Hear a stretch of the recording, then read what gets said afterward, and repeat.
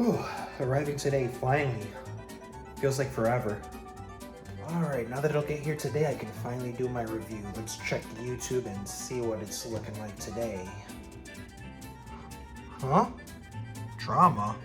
Link? What? Unboxing? Review? She said she turned it down, what the hell? Oh great, everyone's already uploaded their reviews and stuff.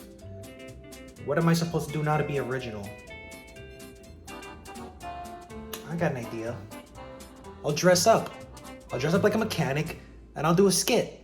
It's like, can we stop with those gimmicks? I'm just done with it. That's so 2018, back with Cool Toy and Retro Ralph getting in basketball uniforms or any kind of dressing up. Like, I'm kind of done with that.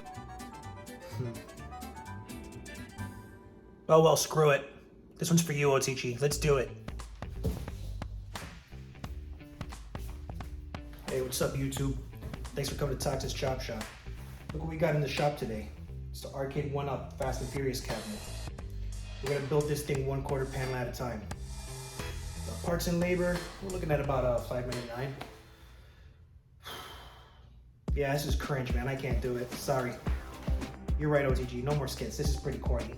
Let's just get this thing cracked open and see what we could do. Let's get it reviewed for you guys. Now, today is the official launch day for this cabinet on this Monday. When we first heard about this officially from Arcade1up, they released a little short video on their Arcade1up show, not the Arcade1 Update show. And during that little short segment, it was basically a commercial for Arcade1up's Fast and Furious cabinet, and they gave us a very quick rundown of the cabinet. They answered a couple of questions, or they revealed some information, but they didn't reveal a lot. Now, unlike the Arcade1 Update show where we have Travis MCP come on and answer questions on behalf of the community, they basically just gave us little bits of information, but they didn't really tell us everything. Well, right before the launch, we got some additional information, and people started speculating on what was going to come out of this game. We got a little information about this game being split into two, and Arcade1up could have just told us that right away. Try to pull a fast one on us. Dude, I almost had you. But anyway, was it all worth it? We'll open this up, put it together, play the game and find out. Now, busting this thing wide open, you're gonna see the same thing you see with every other cabinet. You are going to have your manuals. You are going to have your screws and your buttons, and also your screw hole covers. And basically the cabinet itself. Now, we're not using a riser, so the box is much, much smaller. Opening the box here, this is the wheel panel. And here we have the rest of the parts. I like to have all my parts laid out with the numbers and letters facing outward so that it makes it much easier for me to find the pieces. And I also like to have my screws and my pieces set up with all the letters facing out. Now, the first thing you always do when you build any arcade, always do this. Hook up your control deck and your monitor, plug that in, and make sure your cabinet works. All right, so now that I have everything laid out and set up and ready to build, I'm gonna start my timer and see how long it takes me to put this whole cabinet together. Let's go. Now, here's one thing I wanna mention. If this is your first time assembling a deluxe cabinet, this P panel may look odd to you. This is the partition panel, and it basically attaches the top and the bottom. Now, when you look at the instructions, it'll show you where to put that panel. However, you may get confused and things just don't look like they line up correctly. With this panel on the deluxe cab, you actually have the bottom portion hanging out because it attaches the second piece right here. And you'll screw in the second bottom part of the cabinet on this hole right here. So I just want to let you guys know that in case you run into any issues. I figured this out when I assembled my MK2 Deluxe. But again, if this is your first time assembling a deluxe panel, this might throw you off a bit. All right, so the first half of the cabinet is complete. That's the bottom half, and it only took me 15 minutes to put that together. It's one thing I like about the deluxe cabs is they're much quicker and much simpler to assemble. The next part of the cabinet is going to be the lit coin door. However, because I always do lit coin door mods on my cabs, this is going to take me a couple of extra steps.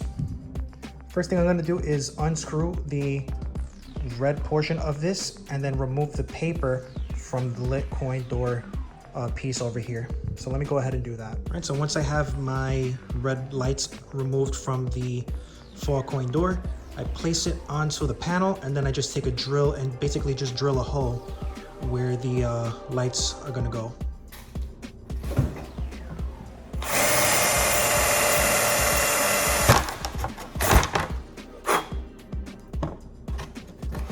All right.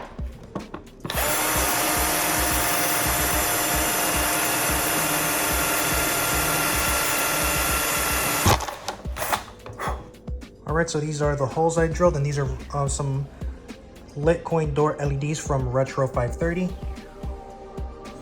Okay, now that I see that the LEDs can fit in there snugly without any force, these are good to go. Remember, you always want to drill the hole big enough for these to fit in snug, but not tight, just so they can slide in.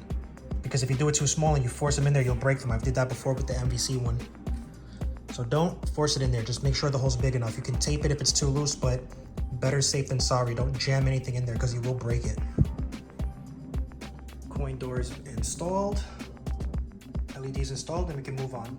Here's another assembly tip for you guys. Before you put on your H panel, make sure that the wires for your lit marquee and your speakers are running down to the bottom where they're supposed to be.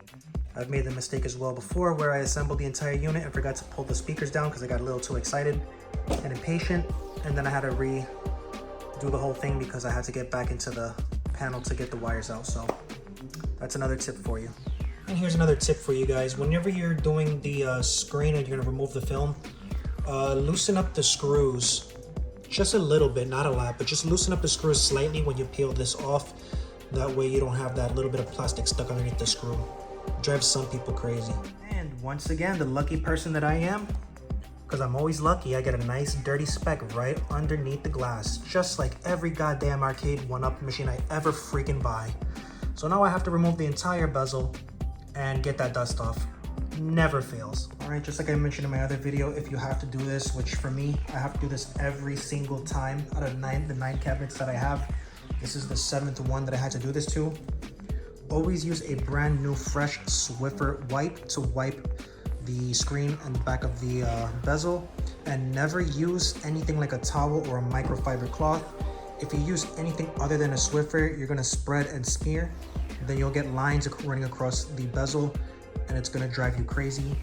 I know this because I've done this so many times. Good job, Arcade1up.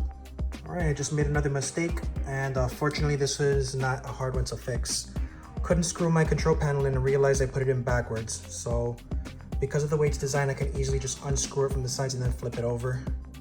Make sure you don't make that mistake.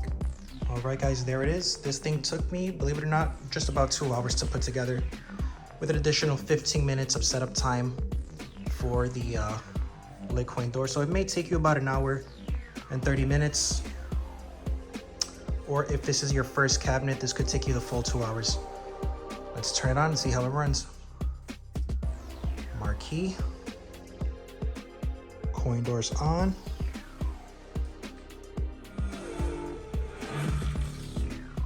Okay.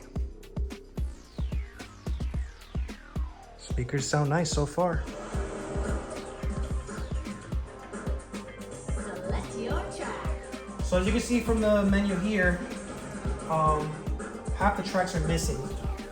They're all grayed out. I don't know if that's gonna stay like that or what. So if you hit the music button, it'll allow you to enter a pin number. Like I said before, you use left and right to turn left and right, and number 1 for up and number 2 for down. So I'm gonna go ahead and do myself a little secret pin number. What's your name? So actually I was wrong. When you go in the game, you have to go left and right with the steering wheel. You don't press up and down at all. You just go left and right and then start for the select.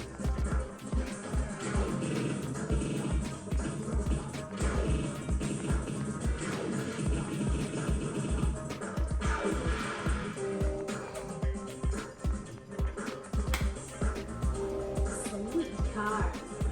Choose a track.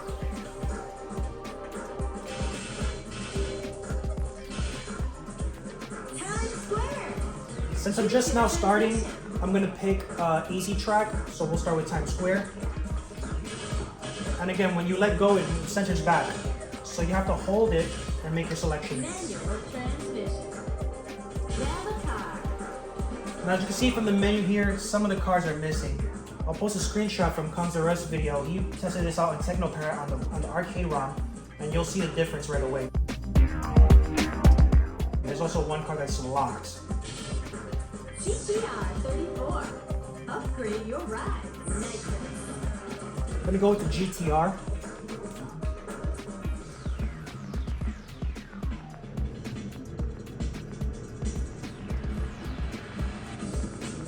Ready, set,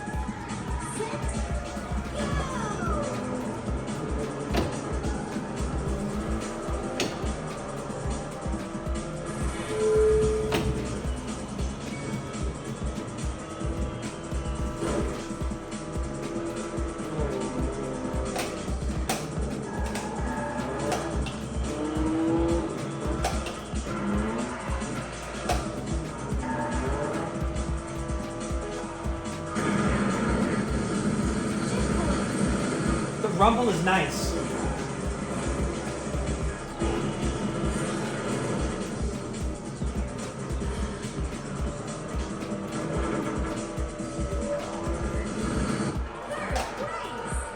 I think I would have got second place if I used my boost a little bit faster. I kind of forgot, so she reminded me. new record time. The speakers on this sound freaking amazing. I have to say right off the bat, the speakers sound great. So let's leave this game for now and head over to Drift. Choose a track. I'm gonna hit the music button for my pin number. What's your number?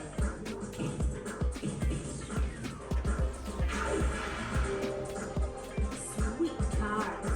And it actually loaded my profile from the other game, so it is interlockable.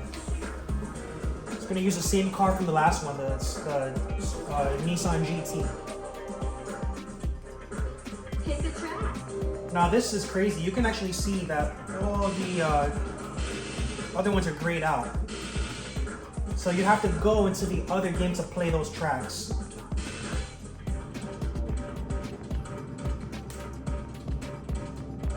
Ready, set, go!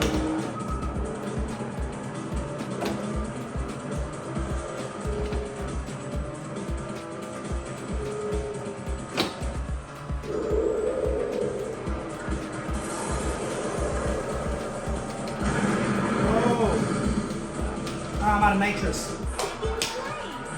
Second place, not bad. So that's the Fast and Furious from Arcade1up. Now let's talk about the pros and cons here. Now the pros, it is a very beautiful looking cabinet. I love the design, I love the artwork, and I love the deluxe style. No riser. Never want to go back to a riser design. I also like the steering wheel. The steering wheel exceeds my expectations. I thought it was going to be a cheaper steering wheel. When you let the wheel go, it does center back. Reminds me very much of the Logitech racing wheel for the PlayStation 4 and PC. The gear shifter is very solid. This thing, you can push it and pull it, and it feels very, very stiff. Not stiff as in it doesn't move, but I mean stiff as in you can jerk it around and it doesn't feel like it's gonna break. So that is very good. And that's pretty much it for the good stuff. I also see that the game is very fun. I do enjoy playing. I had a lot of fun playing the two games, and the graphics are great. For the matches that I had or the races that I didn't have any lag. I didn't drop any frames. There was no stuttering. It is 30 frames a second, but when you're playing this thing, you're having so much fun, you don't even realize that it's 30 frames a second. I could care less as long as it runs nice and smooth, and this thing is running nice and smooth. Let's get to the negatives, because there's a few. First off, the marquee is a light box, much like The Simpsons or Marvel vs. Capcom, the third generation cabinets. It is not the slide-on marquee like MVC2 or Blitz. And it does look a little bit washed out, but it doesn't look bad. It just doesn't look as bright and colorful as you would expect from the most recent cabs, such as Mortal Kombat 2 Deluxe. Another negative is the pedals are extremely cheap and extremely flimsy feeling. When you're playing the game, they don't feel too bad. You know, you're not thinking about the pedals and you just kind of play the game. However, they are plastic and they are cheap. If you have small children, I would say just be careful with the pedals. Or even if you're a big child yourself, just be careful. I would not recommend playing this with sneakers or shoes at first because we don't know how long these are gonna last. We don't know how durable they are. We're gonna have to play these cabinets for quite some time to test them out before we finally get a feel of how well we can beat these pedals up. But comparing them something to like the Logitech pedals, these just don't stand up to them at all. However, they do get the job done and they are acceptable. When you're playing the game, you're not really thinking about the pedals. I'm only mentioning the pedals because I'm reviewing it. They do have good resistance. It springs when you push them in, they do push back and that does feel good. As well as the brake pedal, however, it is plastic. Compared to the quality of the wheel and the shifter, the pedals don't match up with the level of quality we have in the upper control deck. And also I want to talk about this 2 games thing. I finally understand what they were talking about when they said this is 1 game split into 2. Now Arcade1up, you guys are pulling a fast one on us, and you should have been transparent from the beginning with a nice little video. At least we'll have Travis MCP come on and do a Q&A so people can ask questions, or you can at least explain to us the concessions you had to make for this cabinet. If you were a little bit honest about it in the first place, I think people wouldn't have gotten so upset. But because you kept quiet about this situation, it pissed a lot of people off. And there were people who canceled their pre-orders after finding out that this is really just 1 game. That bothers me a lot. When you start the first game, you'll see that certain tracks are missing. Or when you start, let's start with drift. If you start with drift, you'll see that some of the selectable stages are grayed out. Those grayed out stages are the same stages from the first Fast and Furious game. In the arcade version of Drift, you have all the tracks from this game as well as the tracks from the previous game. They're all selectable from the menu. On this cabinet, you cannot select the tracks from the first game. You have to go back to the other game to play those tracks. So basically, instead of having a full CD full of music, you have a record with side A and side B.